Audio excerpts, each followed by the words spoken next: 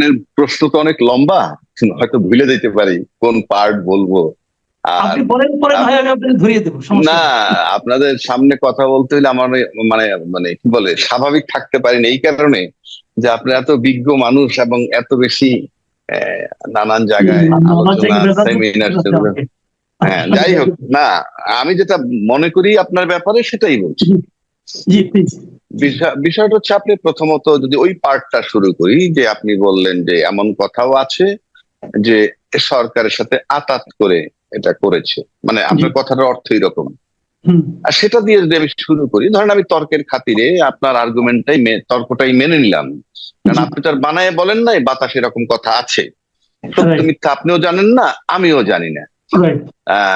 কিন্তু প্রশ্ন হচ্ছে, আমি তর্কের খাতিরে ধরে নিলাম যে ধরেন এটা সাজানো, যে তোমরা আন্দোলন করবা, আমরা এইভাবে করব, কথার কথা, আর সাজানো মানে তো এটাই, আর তো কিছু না। তো সেক্ষেত্রে আমি যদি একটু পিছনে যাই, আপনার মনে আছে যে ইমরানের সরকার শাহবাগ থেকে তার যাত্রা শুরু, এবং এখন কিন্তু সে বিলীন হয়ে গেছে। অর্থাৎ আমার কাছে মনে হয় ওটাই তার মিশন ছিল, মানে শাহবাগে যেটা করছে, যে কাদের মোল্লার ফাঁসির ব্যাপারে, সেখানে কিন্তু আইনের সাথে নতুন ধারা সংযোজন করে পরবর্তীকালে তার মৃত্যুদণ্ড কার্যকর করা হয়। এবং তারপরে যখন তার আর কোনো রোল দেখি না এবং খোঁজই পাই না, এতে আমার কাছে মনে হয়, এখন আমার ধারণা সে দেশেই নাই, তাহলে মনে হয় যে তাকে খুব পারপাসলি ইউজ করা হয়েছিল। এবং পারপাসলি ইউজ করা হইলে কি হয়, সরকারের মতো যদি এটাকে কাউকে ব্যবহার করে, তার হাইলাইট হইতে বেশি সময় লাগে না, মিডিয়া তার পিছনে ঘুরে হাইলাইটেড হয়ে যায়, ইত্যাদি ইত্যাদি। ওইভাবে যদি ধরি, তো একইভাবে যদি আজকে সাজানো আমি এটাকে ধরি, তাহলে তর্কের খাতিরে ধরে নিলাম যে তারা এই দাবি দেওয়া করবে এবং সরকার মেনে নিবে। তাহলে কিন্তু একটা রেজাল্ট কি হলো জানেন, যে আপনি যে গর্ত করে গেছিলেন পিছনে, সেই গর্তে আবার আজকে আপনি পড়লেন। বিষয়টা এরকম, মানে আওয়ামী লীগ যেটা করে গেছে সেই গর্তের ভিতরে তারা পড়ে গেছে, মানে আজকে পড়তে যাচ্ছে বা পড়েছে। আর যদি ওইভাবে ধরি, আর যদি রিয়েলিটিতে আসেন, রিয়েলিটিতে আসলে আমি ব্যক্তিগতভাবে যদি আমার মূল্যায়নটা জানতে চান, প্রথমত আওয়ামী লীগ সম্পর্কে আমি এইভাবে ভাবি, আপনি যেটা একটা গাড়ি ধরেন, চলন্ত গাড়ি বা একটা গাড়ি, চালু গাড়ি, সেই গাড়িটা চালায় একজন চালক। সেই চালক হঠাৎ করে মনে করেন এমন একটা পরিস্থিতি হইলো যে চালকটা গাড়িটা ছেড়ে কাউকে না বলে চলে গেল, ইভেন গাড়ির স্টার্টটাও বন্ধ করলো না।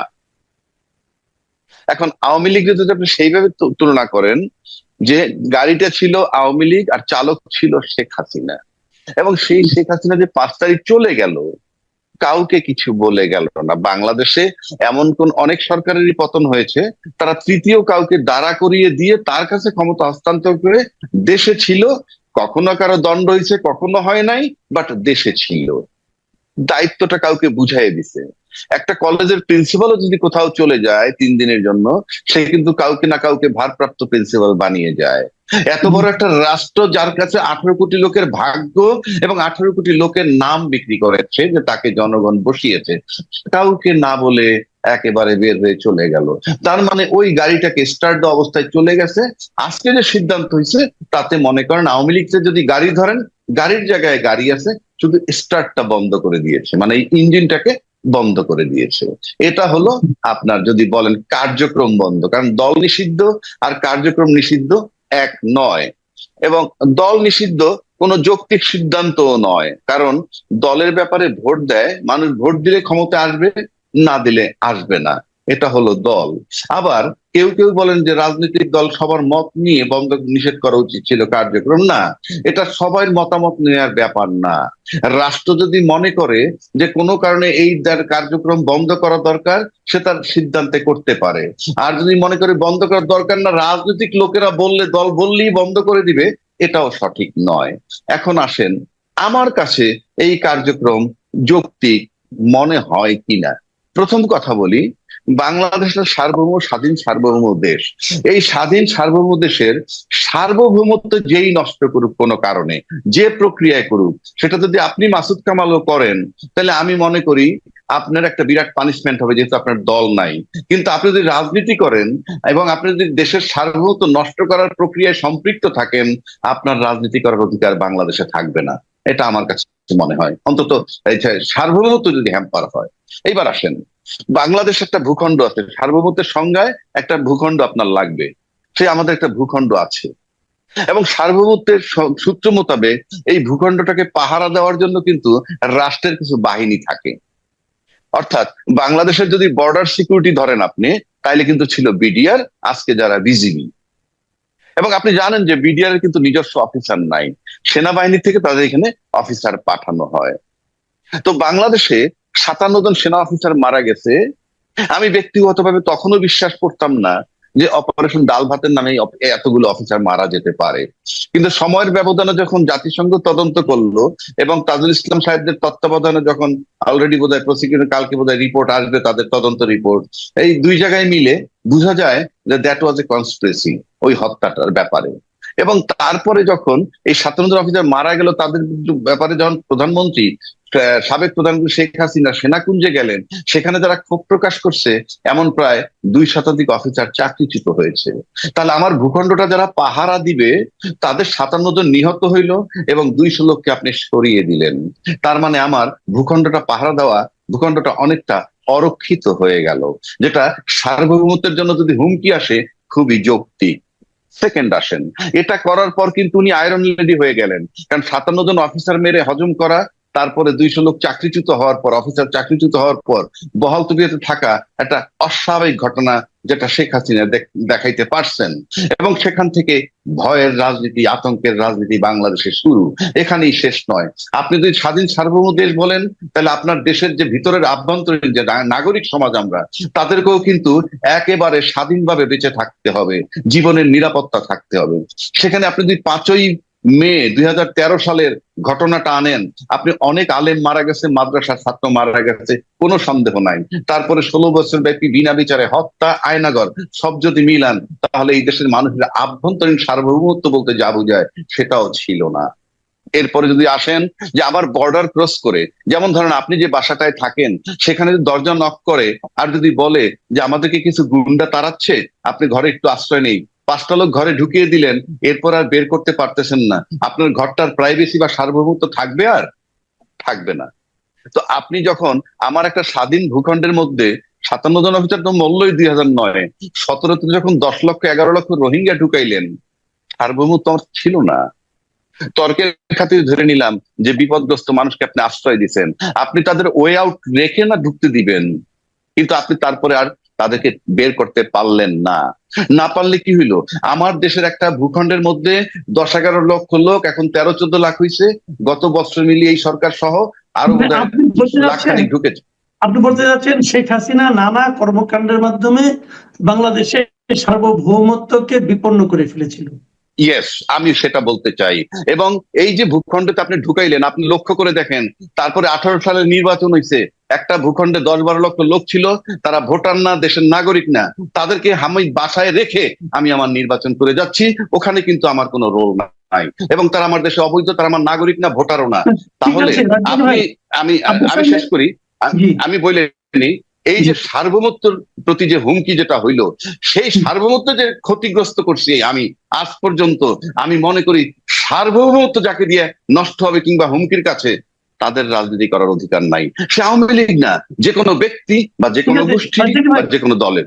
আপনার এই বক্তব্যের সঙ্গে আমি একমত। এখন আমি একটু কুতর্ক করি।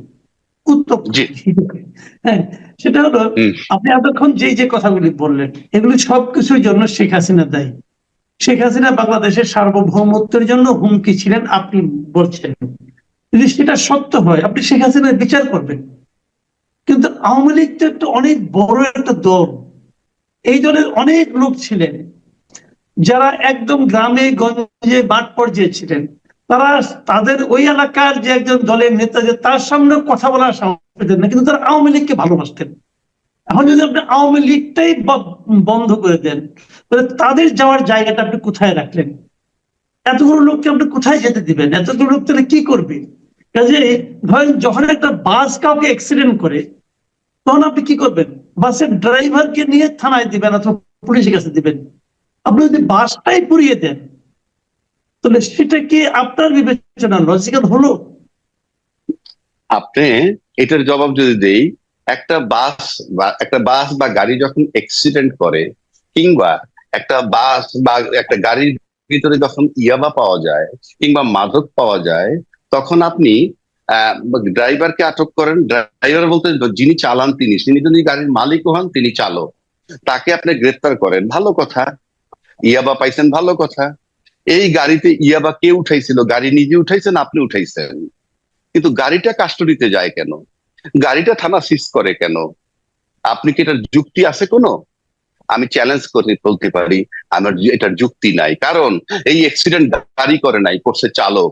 এই গাড়িতে মাদক উঠাইছে ওই ভদ্রলোক, গাড়িতে উঠায় নাই। কিন্তু আপনি গাড়িটাকে কিন্তু আসলে আলামত হিসাবে নিয়ে যাচ্ছেন কোথায়? আপনার থানায়, থানা কাস্টডিতে। তাহলে একটা বাড়িতে যখন রেপ হয় কেউ, তখন কি আলামত হিসেবে সেই বাড়িটা তুলে নেয়? নেয় না তো। এক। দুই, যখন কোনো এয়ারক্রাফটের ভিতরে কোনো অবৈধ ইয়াবা উদ্ধার হয়, সেই এয়ারক্রাফটটাকে সিজ করে কোথাও নিয়ে যাওয়া হয়? নিয়ে যাওয়া হয় না তো। সুতরাং যে সূত্রে, যে তথ্যে, যে কারণে গাড়িটা নিয়ে যেতে পারে থানায়, মাদক পাইলেন গাড়িতে, গাড়িতেও আর উঠায় নাই, অ্যাক্সিডেন্ট করলো চালক, গাড়ি তো আর করে নাই, কিন্তু হাজার হাজার গাড়ি তো আপনার থানায় কাস্টডিতে আটকা রয়েছে। সেটা কেন?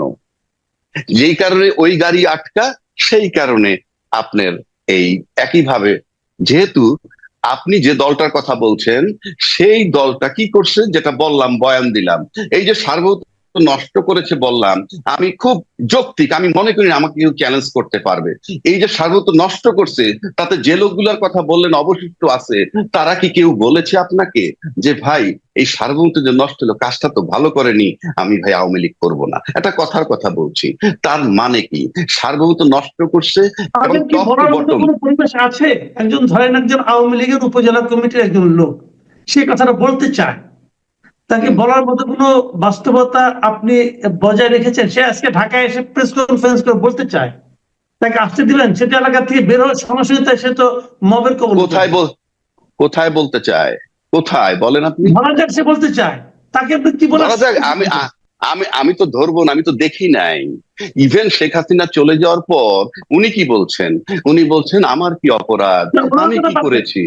না না, ওনার ফলোয়ার্স, না না ওনার না না না না ওনার ফলোয়ার্সই তো তারা, ওনার ফলোয়ার্সই তো তারা।